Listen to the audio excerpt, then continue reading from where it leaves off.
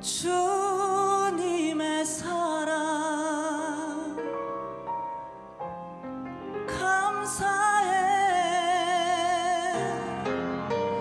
수많은 축복의 날들 한없이 주신 사랑 주의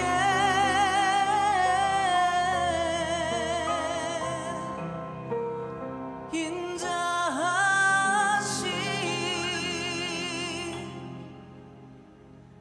나를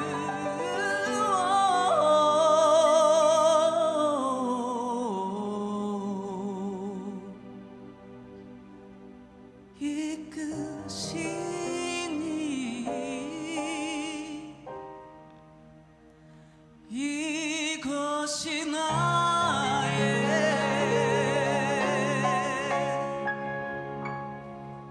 주를 향한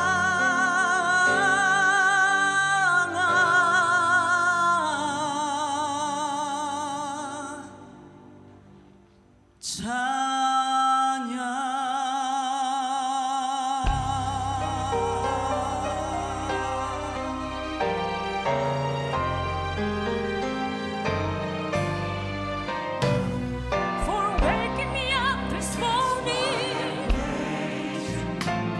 for sending me on my way,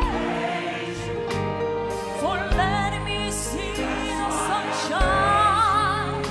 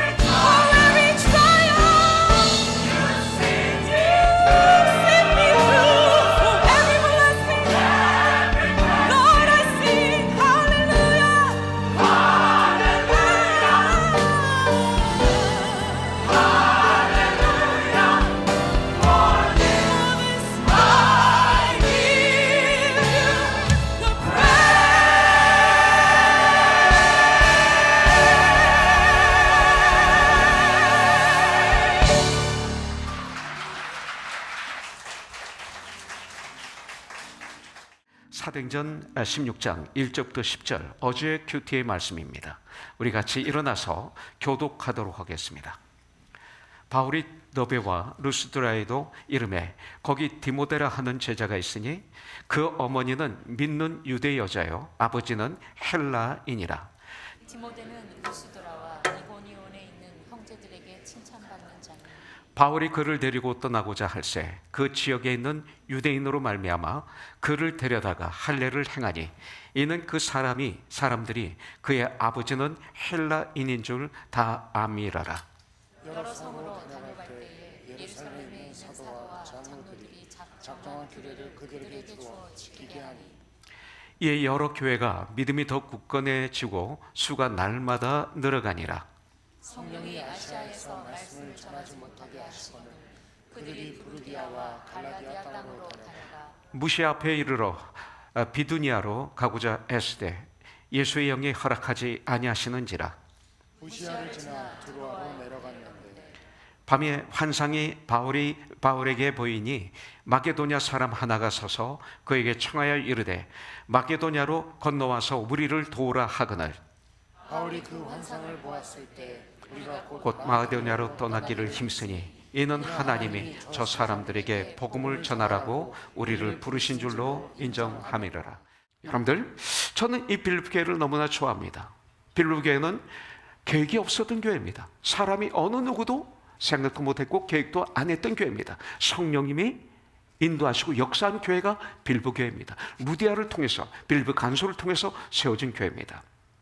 전 우리 코너손이 그렇다고 믿습니다. 저희 계획은 한국에 가는 거였지만 저 미셸 집사의 한마디 때문에 저 젊은 청년이었을 때 목사님 왜 이제 오셨어요? 라는 그 한마디가 제 마음을 울렸어요. 제 아내를 울렸어요. 어떻게 할 수가 없었어요. 그래서 한국 가는 걸 포기하고 그 주일부터 이번 주부터 예배 드리자 해서 우리 집에서 예배를 드린 것이 여기까지 오게 된 거예요. 제 인생이 달라졌어요. 제 계획이 바뀌었어요. 전 지금 와서 감사해요. 저희 계획을 고집부리면서 밀고 나간 것이 아니라 이것을 하나님의 음성으로 듣고 순종해서 그때 시작해서 여기까지 온 거 너무나 하나님께 감사해요. 그래서 전 미셸 자매를 볼 때마다 저는 새로워요. 참 너무 어떻게 표현할 수 있을까요? 그러면서 어떤 때는 두려웠어요. 뭐가 두려웠는지 알아요, 미셸? 일어나봐 한번. 일어나봐. 앉아요. 이 미셸 자매가 이러다 우리 교회 나가면 어떡하지? 이런 마음이 드는 거예요. 이게 두려운 거예요. 어떤 때. 왜 여기 30년 동안 얼마나 많은 분들이 나갔어요? 그럴 때마다 저는요, 솔직히 미셸 나가면 안 되는데, 이 첫 번째 아름다움이 지금까지 가야 되는데, 마가처럼 중간에 가면 도망가면 안 되는데, 이런 생각을 했어요. 근데 30년 동안 이렇게 여기까지 오게 해주셔서 얼마나 감사한지 몰라요. 자, 루디아의 이 가정이 빌립보에 세워진 첫 교회, 이 빌립보의 교회가 되었어요. 자, 기도처를 찾으러 가다가 만난 분이 루디아예요. 자, 두 번째, 또 바울은 이제 기도처를 찾았죠. 이제 그 장소에 가서 기도합니다. 그래서 기도하는 곳에 가다가 귀신 들려서 점을 치는 여종을 만나게 됩니다. 16, 17절에 보니까 우리가 기도한 곳에 가다가 내가 기도하는 곳을 정해놓는 것 중요해요. 점치는 귀신 들린 여종 하나를 만나니 점으로 그 주인들에게 큰 이익을 주는 자라. 그가 바울과 우리를 따라와 소리질러 이르되 이 사람들은 지극히 높으신 하나님의 종으로서 구원의 길을 너에게 전하는 자라. 오늘 큐티 말씀이죠. 자, 여기서 우리 많은 분들이 큐티를 했는데 올바로 하든 올바로 안 하든 큐티를 했으면 여러분들 잘한 거예요. 근데 오늘 말씀을 통해서 이제 우리 큐티를 어저스트 좀 해야 되겠죠. 근데 문제는 뭡니까? 귀신이 하나님의 사람들을 알아봤다는 거예요. 귀신은 하나님의 종을 알아봅니다. 그래서 귀신 들린 이 여종은 바울과 실라를 보고 여러 날 쫓아가면서 부르짖습니다. 여러 날. 그래서 18절에 보니까 이같이 여러 날을 하는지라. 이게 무엇을 하는 거예요? 여러 날 쫓아다니면서 이 사람들은 지극히 높으신 하나님의 종으로서 구원의 길을 너희에게 전하는 자라. 며칠 동안 계속 따라다니면서 외치는 거예요. 외치니까 바울이 어땠어요? 바울이 심히 괴로워했다 그랬어요. 아니, 예수님을 전하면 기뻐해죠. 근데 심히 아주 괴로워했다. 왜 바울이, 오늘 큐티입니다, 왜 바울이 심히 괴로워했을까? 이거죠. 왜냐하면 여러분들, 이 복음 전하는 것은 하나님의 자녀들에게만 허락하신 특권입니다. 귀신에게 준 특권이 아니에요. 하나님의 자녀들만 전할 수 있는 엄청난 특권입니다. 이런 귀한 특권을 마귀에게 주시지 않았다는 거예요. 그래서 예수님께서도 이 땅에서 공생하실 때 귀신이 그러잖아요. 마귀가 당신은 하나님의 아들이십니다 할 때 뭐라고 그러셨어요? 조용히 해라, shut up 그랬습니다. 똑같은 겁니다. 그래서 오늘 큐티에서 좀 다루게 하신 분은 이거 어저스트 해야 됩니다. 바울은 하나님의 마음을 알았기 때문에 아주 괴로워했던 것입니다. 그래서 바울은 그 여종에게 들어있는 귀신에게 명령을 하죠. 예수 그리스도의 이름으로, 내 이름이 아니에요.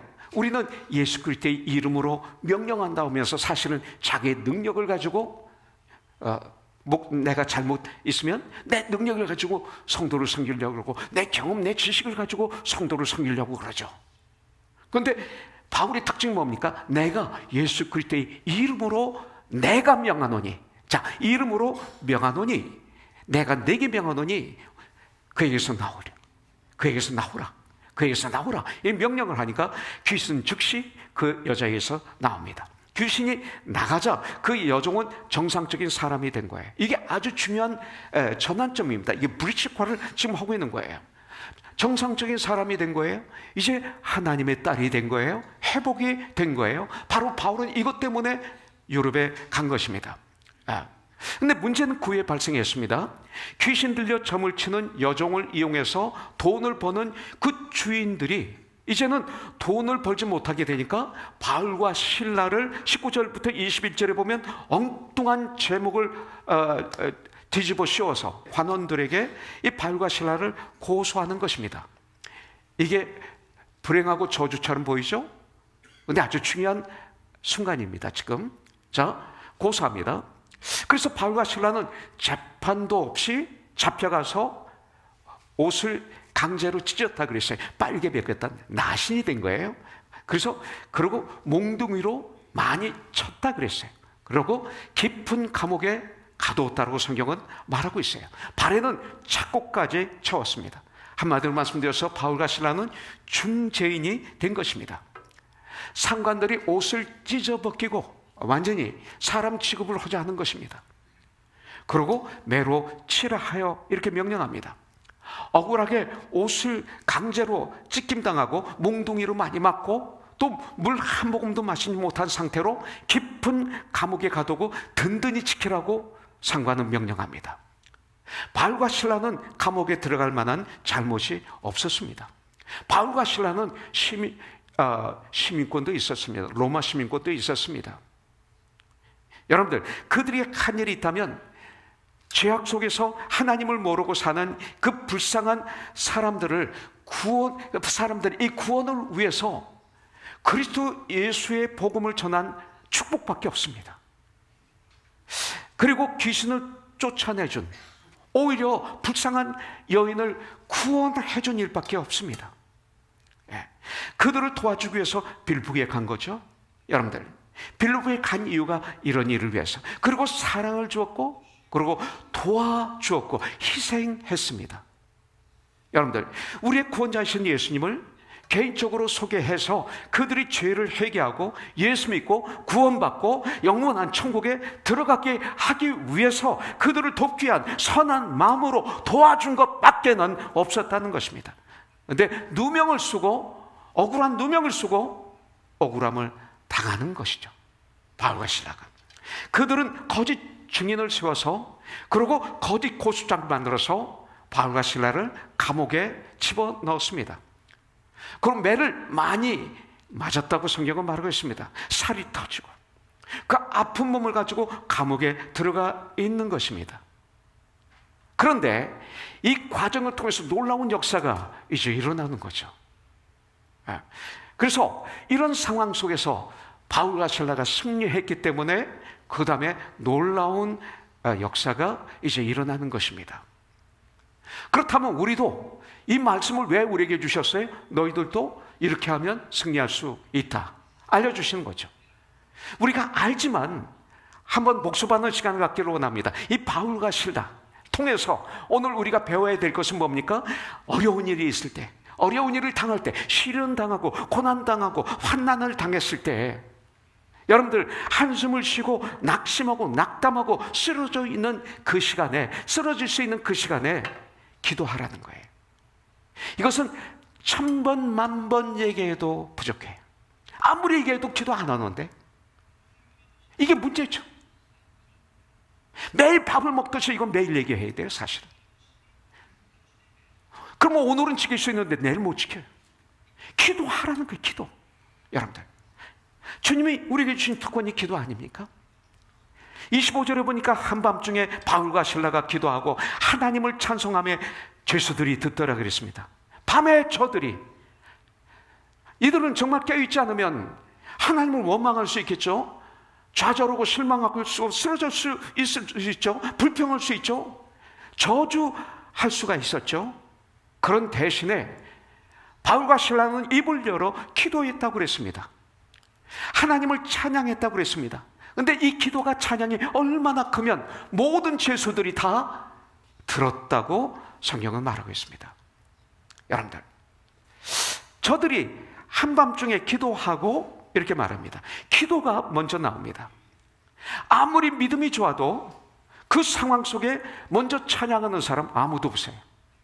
있을 수가 없어요. 찬양 못하게 되어 있습니다. 하나님께 기도하면, 이 기도가 뭐예요? 하나님께 대화예요.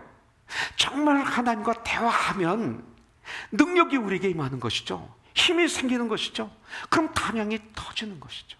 어떤 분하고 대화하면 막 힘이 나고 행복하고, 대화하고 헤어져서 올 때쯤 되면 입에서 그냥 웃음이 확 나고, 그걸 생각하면 나도 모르게 웃어요. 이 아름다운 대화. 진정한 기도는 이건 아무것도 아닌, 하나님과 이런 대화를 하면 이건 아무것도 아닌 힘이, 기쁨이, 평강의 은혜가, 능력이 임하는 거죠. 이게 기도예요, 기도.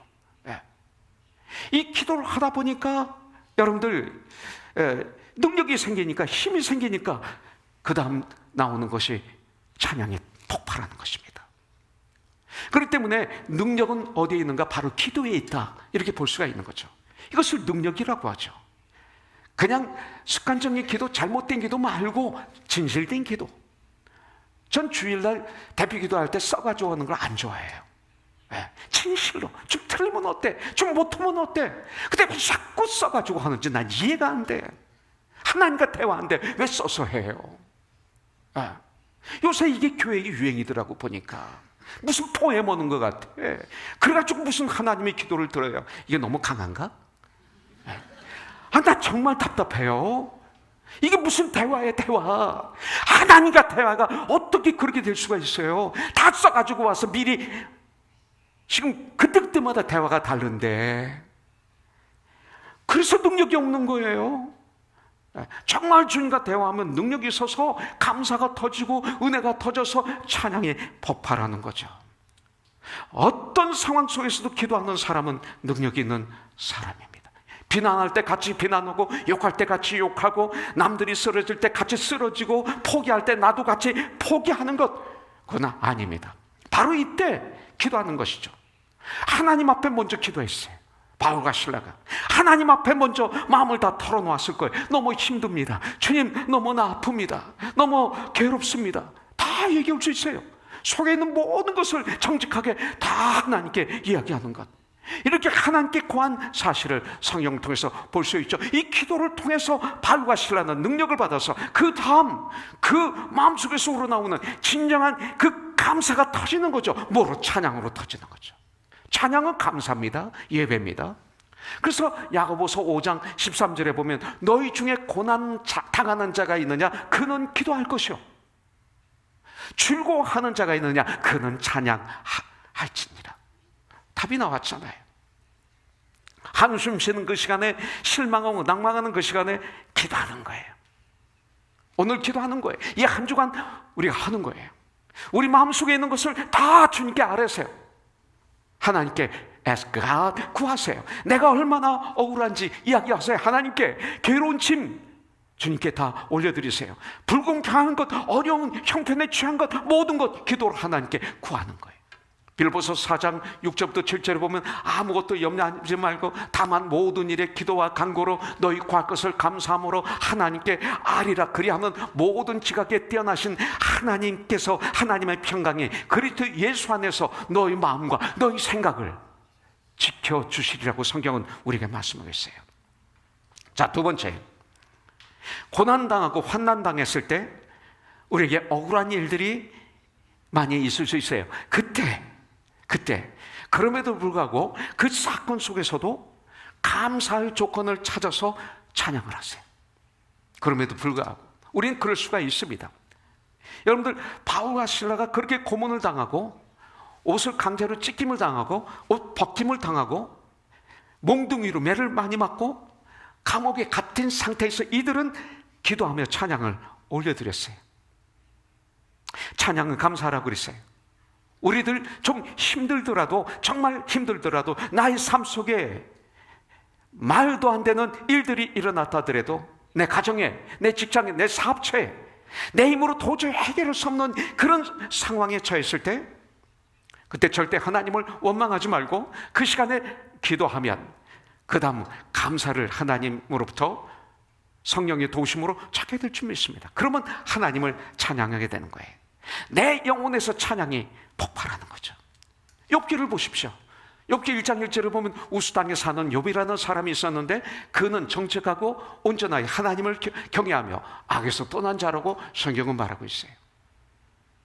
그는 아들 7명, 딸 3명이 있었어요. 엄청난 부유한 사람이에요. 부자였어요.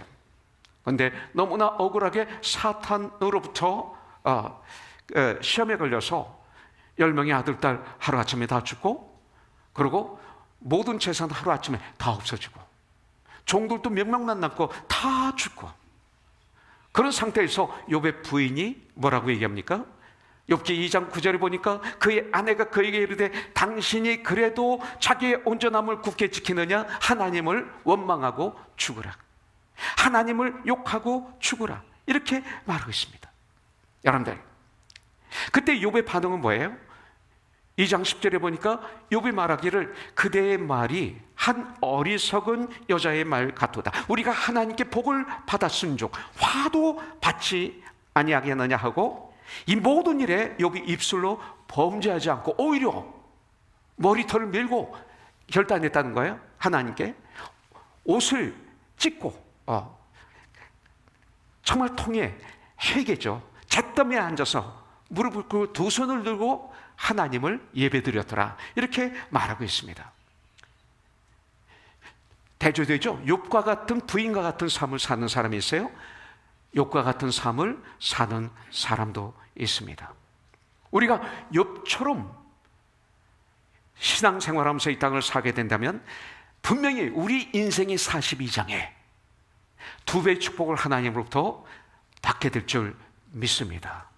심지어는 욥기 42장에 보니까 아픔을 준 친구들을 위해서 축복해 주더라고요. 그 중보 역할, 화해자의 역할, 화목하게 하는 직분을 받았으니 욥이 그렇게 해서 회복을 시켜두더라고요. 그처럼 우리도 이런 삶을 살아야 된다는 거예요. 여러분들, 사도 바울도, 그리고 사도들도, 그리고 이 시대 정말 성령 충만함을 받은 사람들의 마음 자세가 이것이 아니겠습니까? 이것이 바로 성령 충만입니다. 찬양할 수 없는 절대적인 어려움 속에서 바울은 불평 대신 감사하고 찬양을 했습니다. 욥도 마찬가지였습니다. 특별히 바울은 인생을 사는 분명한 목적이 있었죠. 뭐예요? For God. 정말 for God. 많은 사람들 교회 나오지만 for God, 하나님을 위해서 산다고 하지만 가만히 보면 다 자기 위해서 살고 있어요. 입으로만 하나님만 합리하지 내가 원하는 걸 이루어가고 있어요. 그거 아니죠. 여러분들, 이것이 성경에서 우리에게 말씀하는 거예요. 그래서 찬양, 감사를 올려드릴 수 있어야 됩니다. 어떤 억울한 일 당했을 때 하나님께, 인간에게 원망하는 대신 그 가운데서 찬양의 조건, 감사의 조건을 한번 이 한 주 동안 찾아보십시오. 욥처럼, 바울처럼, 사도들처럼 하나님께 찬양하는 삶을 정말로 살 때, 여러분들, 그 귀하게 보시는 하나님이 저희들이 삶 속에 엄청난 축복을 부어주실 줄 분명히 믿습니다. 자, 하나 더 보겠습니다. 어려운 일 당하고 억울한 일을 당하고 아픔을 당할 때 복수하지 말라는 거예요. 복수하지 말라는 거예요. 저주하지 말라는 거예요. 그 사람을 저주하지 마세요. 오히려 그를 위해서 축복할 수 있는 마음을 달라고 오늘 기도해야 돼. 이게 바울과 실라의 마음이에요. 이것이 주님의 마음이에요. 바울과 실라가 그렇게 했어요. 여러분들, 기도와 찬양을 하니까 26절부터 28절에 보니까 갑자기 큰 지진이 나서 옥터가 움직이고 문이 곧 다 열리며 모든 사람의 매인 것이 다 벗어진지라 간수가 자다가 깨어 옥문들이 열린 것을 보고 죄수들이 도망한 줄 생각하고 칼을 빼어 자결을 하려 하거든. 바울이 크게 소리질러 이르되 내 몸을 상하지 말라, 우리가 다 여기 있노라 하니. 자결하지 못하게 합니다. 자살하지 못하게 합니다. 로마 법에 의하면 죄수가 탈옥하면 간수가 대신 죽게 되어 있었습니다. 간수가 죽으려고 할 때, 자결을 하려고 할 때 내 몸을 상하게 하지 말라, 우리가 다 여기 있노라 그랬어요. 보통 사람 같았으면 어떻게 했을까요? 잘 됐다. 우리 크리스찬들 이런 얘기 많이 하는 걸 전 들었어요. 잘 됐다. 네가 나에게 그런 엄청난 고통을 주더니 과연 하나님은 살아계시는구나. 너는 그렇게 처참하게 죽어야 돼. 이게 하나님의 뜻이야. 하나님 나의 기도를 응답해 주셨어. 이런 얘기 한 적 있으시죠? 여러분들, 분명 바울과 실라를 괴롭혔던 사람입니다. 그런 그가 죽이려고 할 때 여러분들 쇠사슬도 풀렸고, 그리고 지진이 나서 옥문이 깨져서 열렸고, 그리고 캄캄합니다. 간수들을 죽이고 도망가는 게 이게 보통이죠. 그러나 바울과 실라는 여러분들 간수의 자결을 막습니다. 자살을 막습니다. 우리가 다 여기 있다. 그러니까 29절부터 32절 오늘의 핵심 말씀입니다. 이런 아픔이 이런 축복이 된 거죠. 간수가 등불을 달라고 하여 뛰어들어가 무서워 떨며 바울과 실라 앞에 엎드리고 그들을 데리고 나가 이르되 선생들이여. 이제 선생들이래요. 나는 교회에서 언니 하는 거 싫어해요. 언니 하고 나면 꼭 나중에 문제가 생기더라고요. 야, 너 하는 거 싫어해요. 성경에 그렇게 안 돼 있어요. 그분의 인격을 존중한다면, 그분의 안에 예수님이 계신다면 야, 너가 될 수가 없는 거죠. 근데 그게 저였어요. 샌안토니에 있을 때 국군장병 선교도 하고, 그리고 국제교로신 우리 형제 자매들을 선교할 때 아주 귀한 분들도 많이 계셨지만 진짜 힘든 분도 많았어요. 그러다 보니까 제 말이 거칠어지고, 이곳에 와서 30년 전에 교회를 시작할 때 우리 태식 형제, 내가 사랑하는 태식 형제, 이게 마약 중독자 아니었어요. 마약 3기 4기 깡패 두목이었어요. 이 친구 밑에 200명의 부하들이 있었잖아요. 이 친구가 우리 교회 나오니까 그냥 태식 형제 마약하면 안 돼요? 끊어지나? 안 되지. 야, 태식아! 그러다 보니까 한때는 야가 제가 됐어요. 3층에서 태식아 하는 게 2층에 들리더래요. 그러다 보니까 제 아내가 졸업하는 왜 말이 그래? 왜 이렇게 거칠어? 야야 하지 마. 지웅 형제한테 야 그러지 마. 제발 저 지웅 형제 그래. 얼마나 싸웠는지 몰라요. 그럼 기분이 너무 나빠.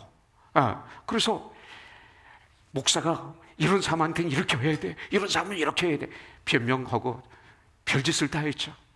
집에 들어가서 잠자리에 들어가면 그래, 내가 목사야, 이래가지고 목사야. 아니, 한 영혼을 천하보다도 귀하게 계시는 주님을 닮는 거야. 꼭 다시길 이런 형식으로 사역을 해야 돼? 네가 다시길 위해서 기도해봤어? 기도도 않고 그 감정이 폭발해서 화를 내면서 야 해서 다시게 변화될 것 같아? 아니죠.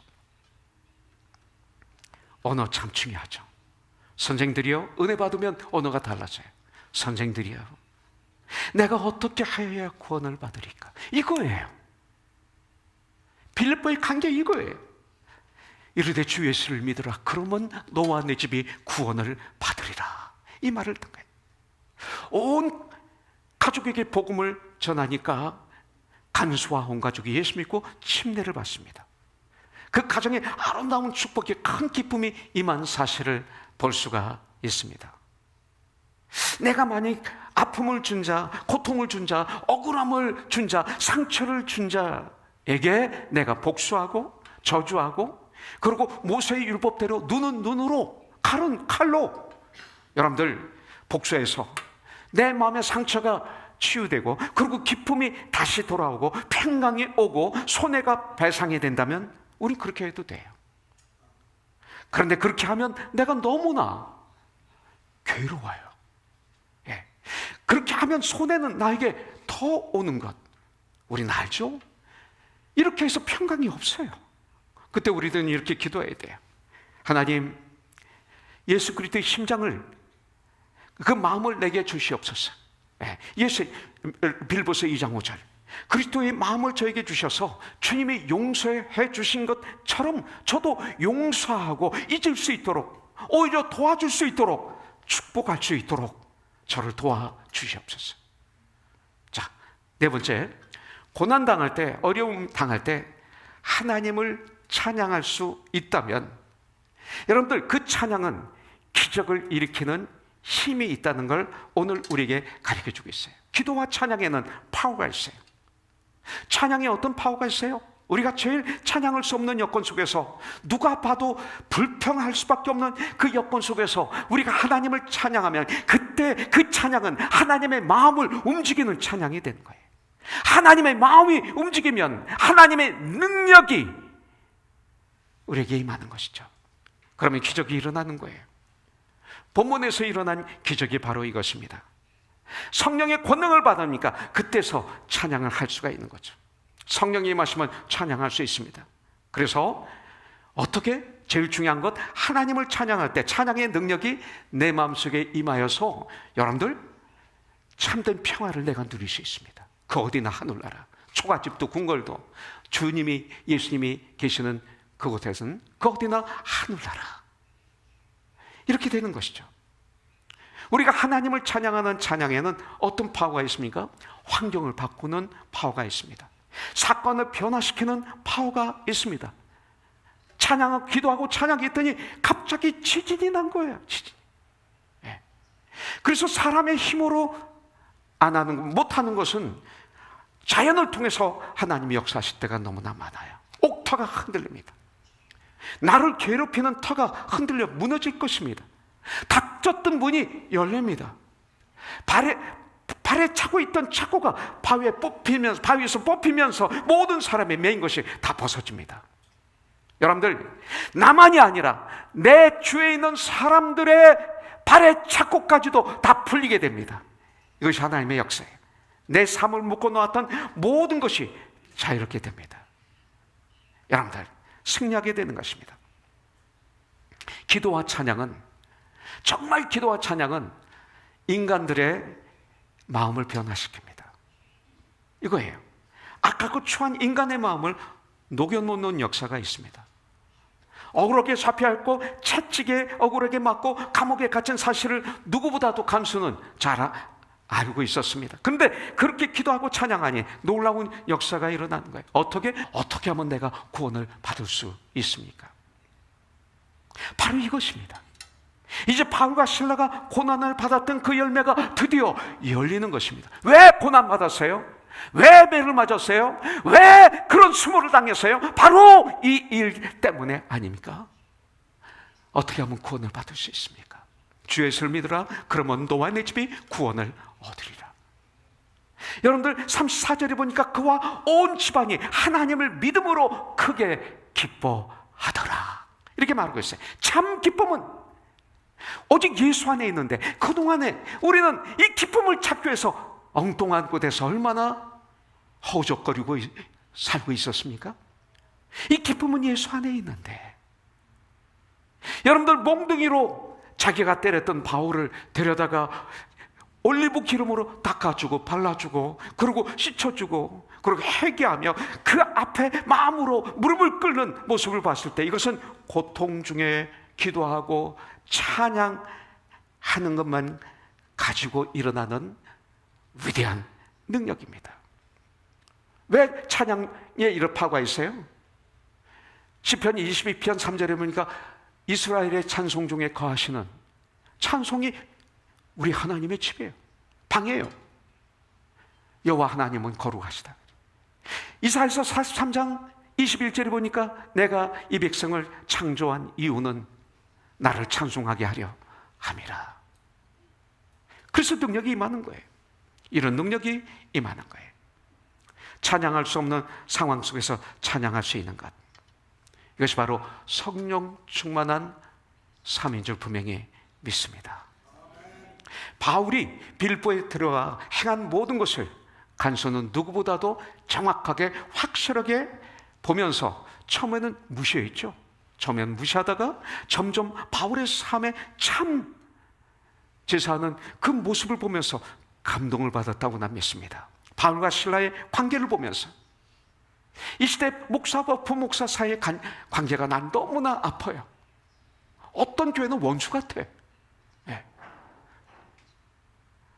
그러면 안 되죠. 바울과 실라 같아야죠. 바울과 디모데 같아야죠. 아버지와 아들 같아야죠. 이게 성경에서 말하는 거죠. 네. 이 간수가 바울과 실라의 그 관계를 보면서 감동받았다고 난 믿습니다. 성도와의 관계를 보면서, 이런 동역하는 것을 보면서 감동받고 감화받고 이제 완전히 너가 스스로 간절하게 구원을 요청하는 모습, 우리 교회에서 이런 것이 일어나야 돼요. 이런 삶, 이런 환경 성경적으로 극복하면 이런 놀라운 역사를 코너스톤 교회를 통해서, 여러분들을 통해서 우리 주위에 일어나게 하실 줄 분명히 믿습니다. 할렐루야.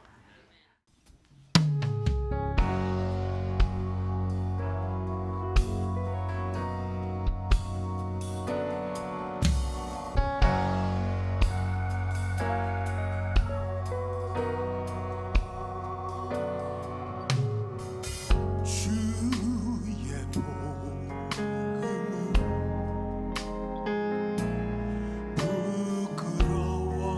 부끄러워하지